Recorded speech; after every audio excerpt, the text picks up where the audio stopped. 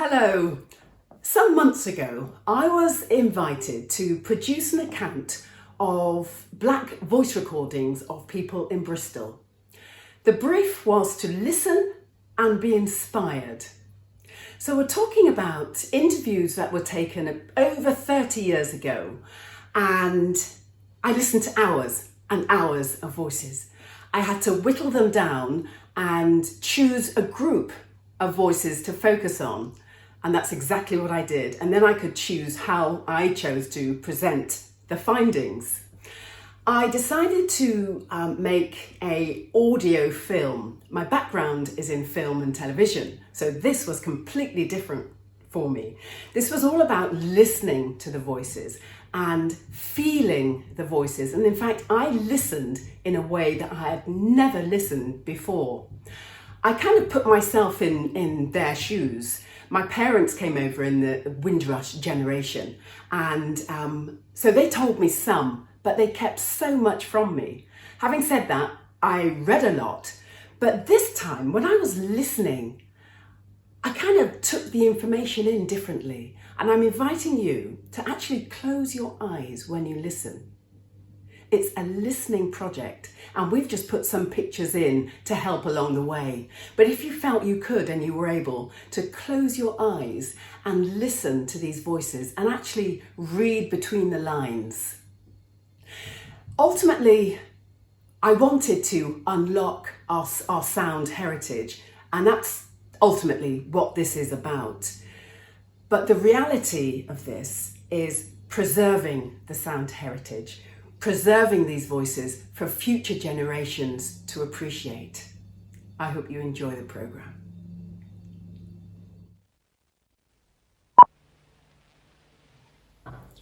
There is evidence that black people lived in Bristol in the 1500s according to records. Wouldn't it be brilliant if we could hear voice recordings of those black people way back then? We don't have to go that far back to hear historical black voices that have been recorded. We just have to preserve them now because there's richness in those stories. We can admire them, aspire to them, and ultimately learn from them. Because so far, it seems, we haven't really listened.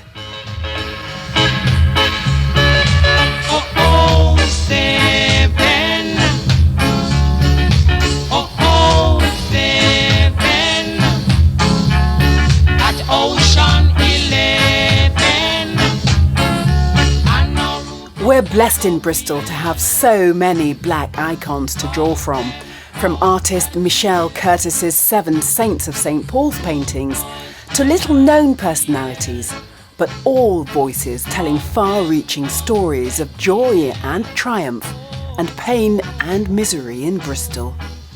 The stories are not new, they're familiar, and much of it I thought I'd heard before. But this time it's different.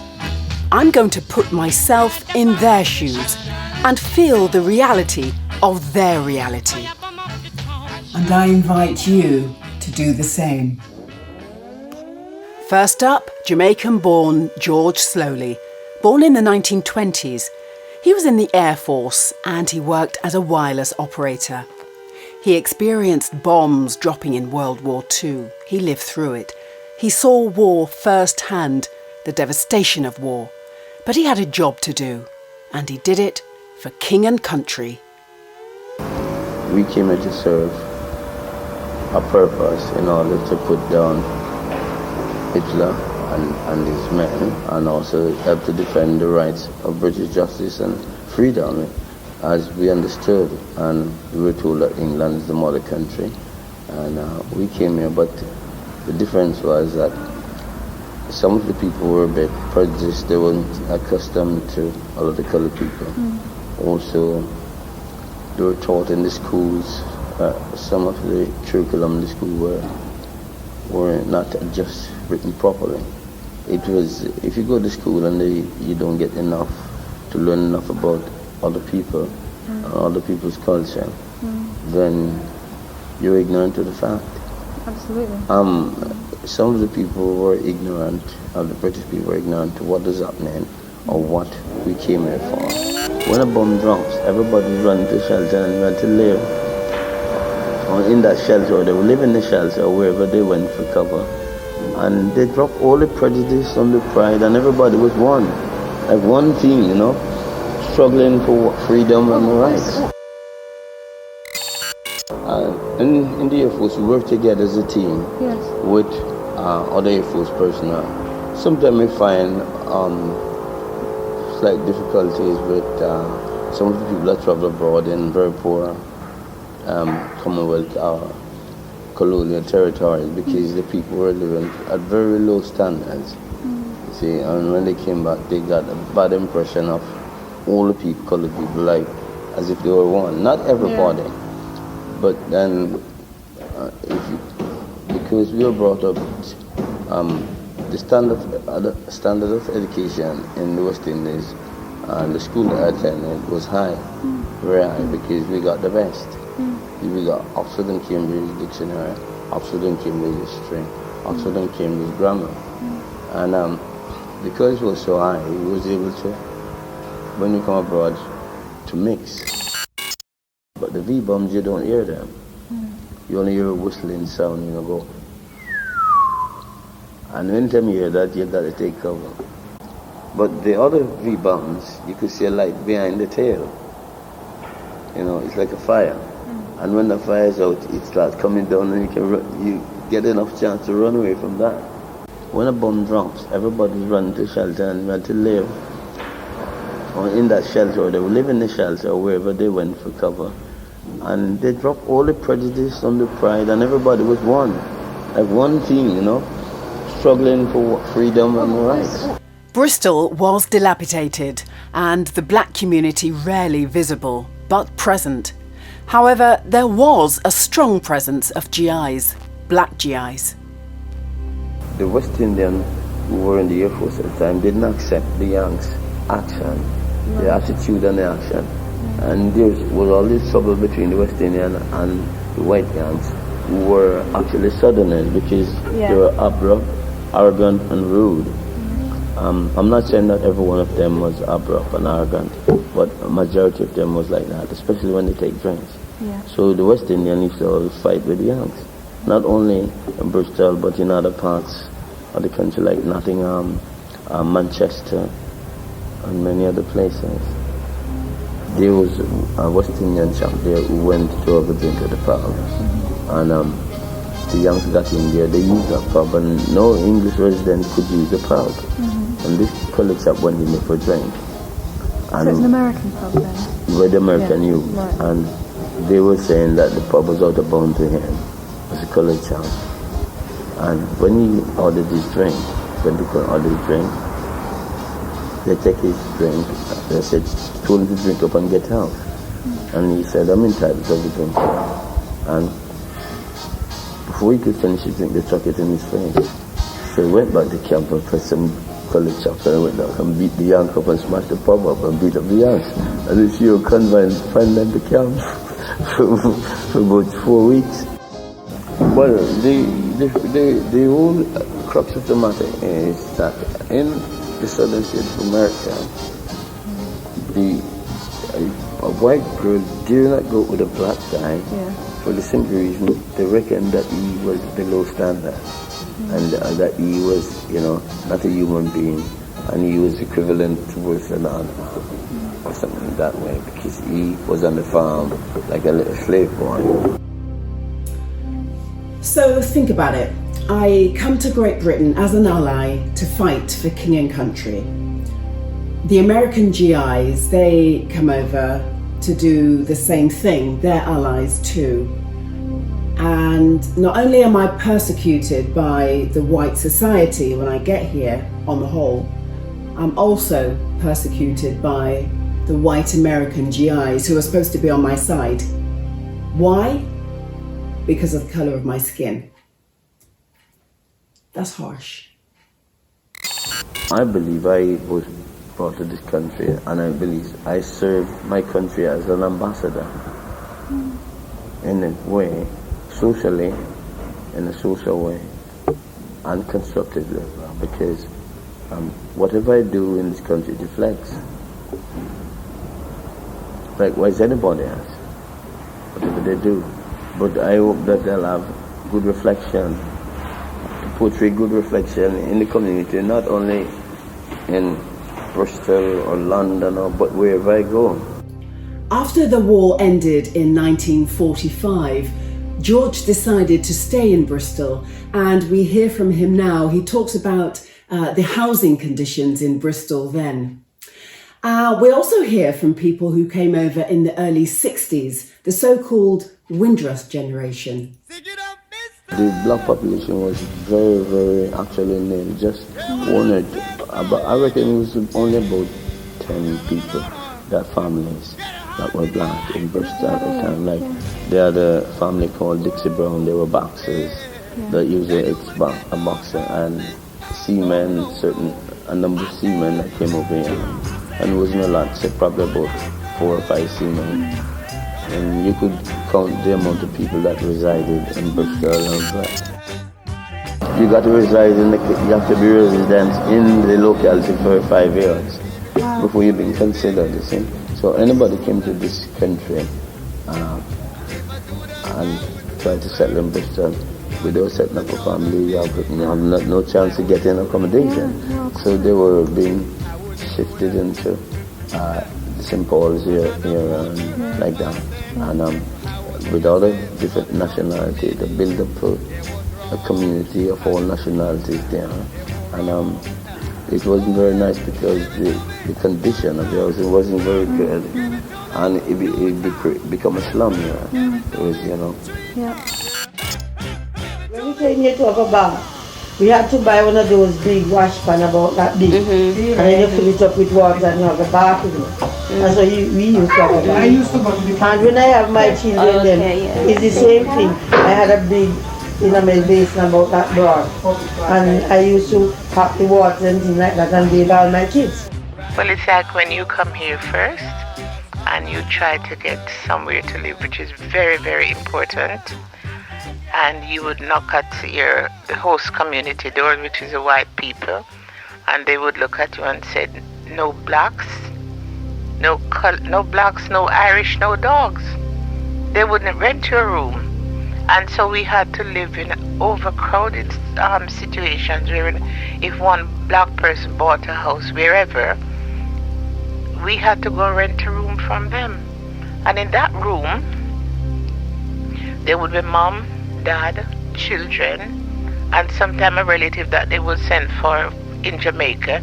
Everybody would be living in the same room. Where I'm living now, it's horrible. What problems do you have? At nights, cars, banging, music blowing, talking loud as if they are deaf. Why did you choose to come to Easton? Well, at the time, just before I moved into my present accommodation, I was living over in Bedminster, and it was a council house, and the rent kept going up and up and up, and I decided, well, it was time that I paid for my own house rather than giving the council my money. So we looked for a place, and we looked all around, and we thought of if we can get in between, where my husband was working and where I was working at the time. So Easton was the area. And I've been there now 25 years. I managed to get a representative look after the colored people by Jessie Wood, which she was a university trained Scottish young lady from the university, and we elected her to look after the welfare of many of the people, immigrants who were living in the area. Then she gave it up, and then Paul Stevens come on the scene after. So we had to make our own way to get out of that problem. So we started up a housing association. The black people started it up. I was one of the founder members. And where the homes were affordable prices. And so it wasn't only for black people. We accommodated white people also because we don't believe in the prejudice. And that's how to ease the housing problem. Barbara Dettering is one of the 7 saints of St. Paul's. She came to Bristol in 1961. She's 81 years old now, and this recording was done 20 years ago. The community events were few and far between back in the 60s. But then the St. Paul's Festival started, and there is an association that's going on at the moment, still on at the moment. It's now called Bristol West Indian Parents and Friends Association. And they were instrumental. They were the first set of group that formed the St. Paul's Carnival. So when that came into being, that was a highlight of Bristol, you know, and it was real great fun. It has changed over the years. And then there was the employment situation. When George demobbed in 1949, he went to work at Bristol Airplane Factory in Filton. You see, well, many of us from the West Indies get very good training at home. We go to church, we go to school, and we're taught to respect other people and conduct ourselves, you know, decently. And we should conduct ourselves befitting. And when we come abroad, we try to put that into practice. But many people, they don't know. And some of them abuse you and take liberties with you. And even then you might get better training than those people abusing you. Absolutely. Yes. You see, and this is what I'm saying. But many of us was able to rise above the occasion when this happens. And then it put other people to shame because they don't know where to look and what to do. And you have a lot of people who were not born in England walking with a chip on the shoulder, and you say, why? And these things are built up over the years, see? Till that's St. Paul's right? But all these things are building up over a period of time. Jobs were another thing. You couldn't get a proper job. When I say a proper job, they would send you to a factory where you make pens. Now I ask you, ballpoint pens. Now what can that do for you? And you want a wage to look after your family. And they would probably send you to another factory where you make ropes, plait ropes, or the men, they would send them to a boneyard. The men were no different to us as long as they were black. Everything was against us. So that was another problem. I decided that I'm gonna see it through. But I tell you one thing, always remember, while you're growing up and when you grow up, if you come across any problems, and if you want to make it better, do not run away. Stay there and sort it out. That is my advice to you. And every young person, you got to be in it to do it. So what was Bristol like when you first came? What was it like? So dirty. Really? We never have no M32, no bridge, nothing. And the town was terrible where they make like that center, you know, Broadmead, where they work on it. It was awful, dirty, messy. The whole place was dirty, you know, messy. But they started to build it up, you know. The black people came here and they work hard and build up the country, you know, and everything. Some of the houses not even bathroom, no bath, you know. When I first doing nursing, they used to use mop. They used mop to wash the patient. I used to cry. Really? Yeah. I'm going to tell you this again, that don't forget, once your color is dark, you have to be better, 100 times better than your white compatriot, right? Because things are against you because you're black. Don't take it hard, but this is a fact. I used to take home about five pounds in my pay pocket. When you tell them that they don't, 5 pounds. And when I take 5 pounds home, you have to pay £2 for rent. You got to buy food, and you got to buy clothes, and you got to buy heating. I was a student nurse for 4.5 years, after having 2 set of qualifications, general and psychiatry. And when I was training as a psychiatric nurse, after a time, the older nurses would say to me, don't think you're going to stay here, you know, because you won't get any promotion. So I said, why? They would tell me that over the years, many black students were trained there, and they had to leave at the end because they would not promote them. They keep it white. I had several jobs, from sewing in a factory, washing dishes in a restaurant, sewing clothes for people. But my last job, and the one that I had great pleasure in, was being a residential social worker, and I was that for 15 years. Well, I used to work in a factory of Smith's Crisp, labeling crisp tins, putting the tea on the corners of the tins. And the glue on my hands are always glue and heavy with the glue on it. That was the first job I had there. And after that I went to G.B. Britton in Kingswood, and I was taking rocks, shoes off the rocks. For the people, when the men do the shoes, put it on the rocks, I take it off, take them off, and let those people up, they get the shoes to spray them, and then take back the rocks down. They wouldn't employ black conductresses or black drivers. They didn't want anything black on the buses. And anyhow, we had an activist by the name of Paul Stevenson. He was a young man at the time. And he took it up and we started to protest. I was one of the protesters. I can't help it. And we would go by the center. I can see it right now in front of the bus depot. It wasn't that really friendly, you know, because men didn't call you black. You stand up on the street waiting for a bus or waiting to go anywhere. They like scorn you, you know. Black bastard, black that, black this, you know. When you're working anywhere they kill you, you know. You're like slave, no stop. When the time came that there was a hope of becoming a ward sister, somebody had died, I applied. And what do you think? I was shortlisted with another white person, interviewed, and they didn't give me the job because that would be breaking their standards because they don't have a black sister.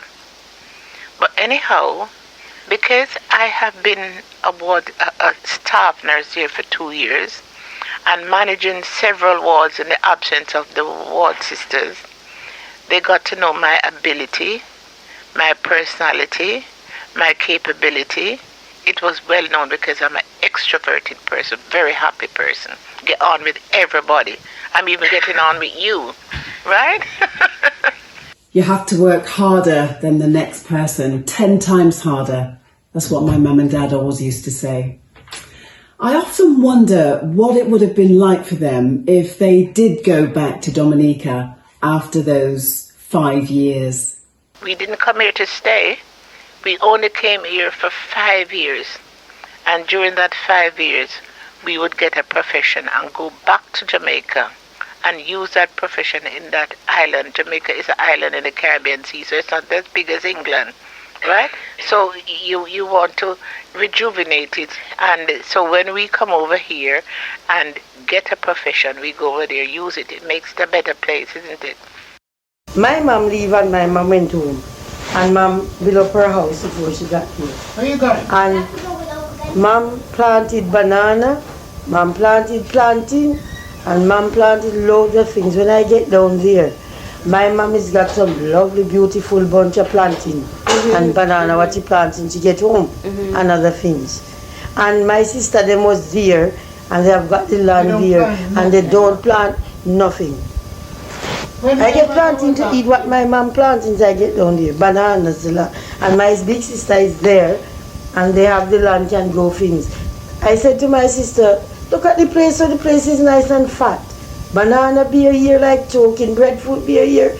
Even the breadfruit beer there and the tree dropping off ripe. The banana is there ripe and my sister is there. She would even say to herself, let she go, take it to the market, sell it, cut the banana and ripe it, sell it.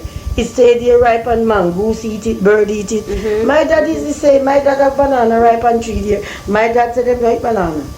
You know what they eat in Jamaica? What? Rice and dumplings. It's very different from what I was accustomed to because we have sunshine continuously in Jamaica. And if you go back to your history and geography, an island is surrounded by trees, right, whether palm trees or coconut trees. So you have the breeze blowing all the time, which keeps you cool. And so it is very, very hot, 100 degree Fahrenheit or 100 plus degree Fahrenheit. So the difference coming to here now, there was no sunshine at the time. It was in January. It was dim and dismal and gray and cold. And you could say, oh my God, it is so different. It's cold and we are not adequately supplied with the warm clothes that we should need because we don't know, you know.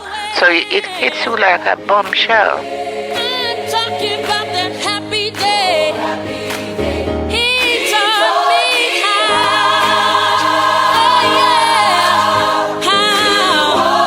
to sing it, come on and sing it, and to live, yeah.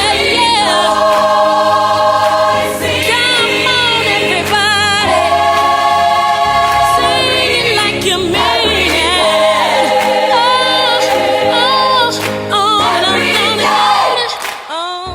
For many people who came over in the 60s, church was a place to go where race wasn't an issue. Or so they thought. Jamaican people are very religious, and they would go to church in the morning and in the afternoon. Well, when they came here and founded church, and they went in the morning and afternoon, after that happened for a few weeks, the pastor or the priest, whoever what you call his name, would meet them at the door and said, we're sorry, but we don't want you back here. So they said, why? They said, well, you're too keen. And the other church members are complaining about it. Our family, we don't go to party, dance, and those things like that. So you go to church regularly? You just go to church. Yeah, I'm a missionary in the church. They are missionaries. That's the way I was brought up. What church do you go to? Bethel United Church of Jesus Christ. This is in Church Road. Yeah. I'll give you a leaflet. This is in Church Road, 254 Church Road, St. George. And then there was education. Achievement and attainment was a big issue for black children back in the 1960s. 60 years later, some would argue it hasn't changed much. Or has it? It's a pity. A lot of the fellas at school just got disinterested, college champs, and they just didn't bother to study or go on because they think that some teachers are presidents. The curriculum was changed. Recently, the curriculum has been changed in the school, but previously curriculum wasn't changed. And there was a lot of arguments and discontent in different localities over the curriculum in the schools. I did campaign some time ago. In my opinion, I campaigned in London with the League of Colored People at the time to try and get some information over to the education departments in different localities about the curriculum. And that was years ago. That was in the 40s. Oh, Mrs. Barnett, just let she take one CSC or next year she do a next one. Then they start to keep you back. And this is why black people keep back. The children keep back like this, and it really hurts, you know. And some of them haven't got nothing to do. Then they go on drugs, you know, they get off their head. And the prison is full of our black people. I want a better life, not just for me, but for the other black nurses also. Because when the black nurses are on the ward, they're washing the bedpans and the vomit bowls, while the white students are in the office drinking tea and coffee. The oldest one, she married, and that's her tree and her husband. Okay. And they did very well at school. They go to a school they call Penn Park Girls School. They did very, very well. That's good. And they got the degree, diploma and everything. And this one didn't do that well, so she went back to Bristol University. Okay. And she did a social work course.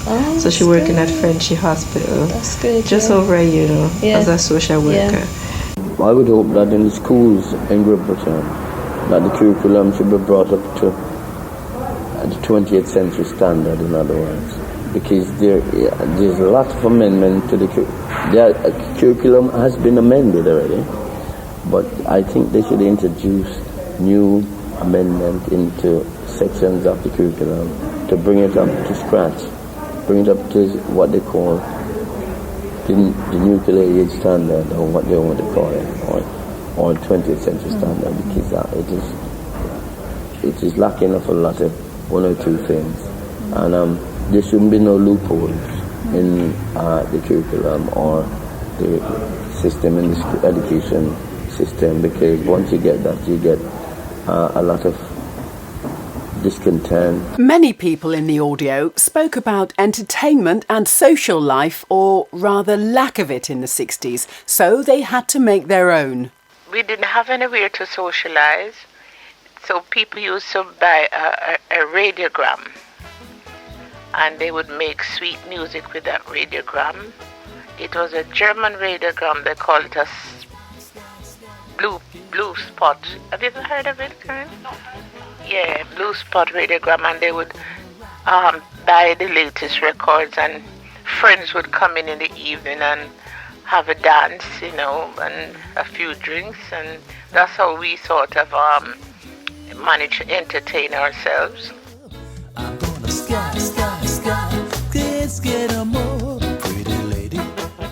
I quite enjoy living among my people, going out and being able to meet up, some Saturday nights years and years ago, we would meet at somebody's house and we'd have a house party as opposed to going to clubs, because there wasn't that many clubs that allowed black people in them.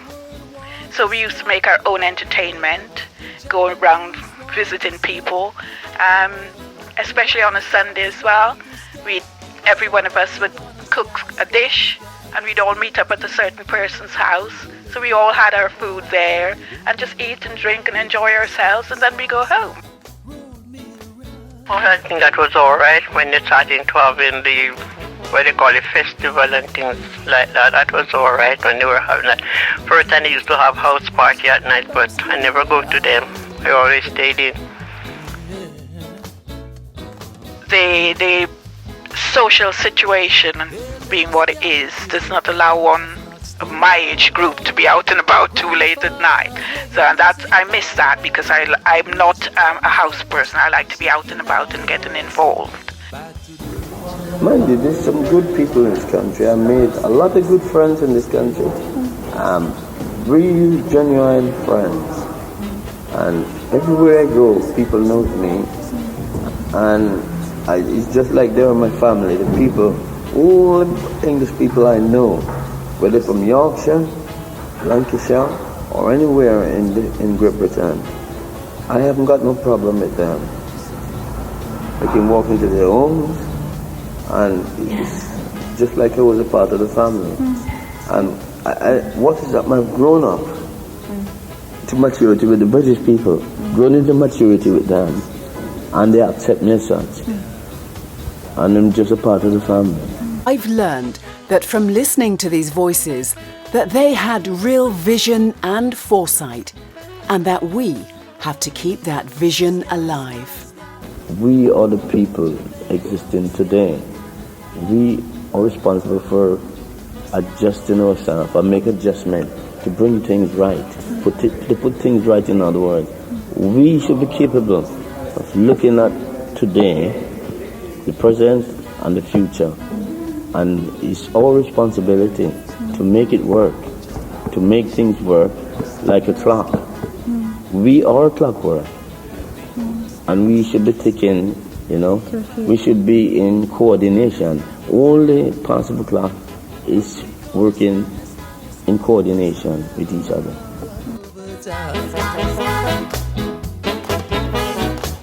When the days get nice, you got to realize from the beginning Alpha and Omega.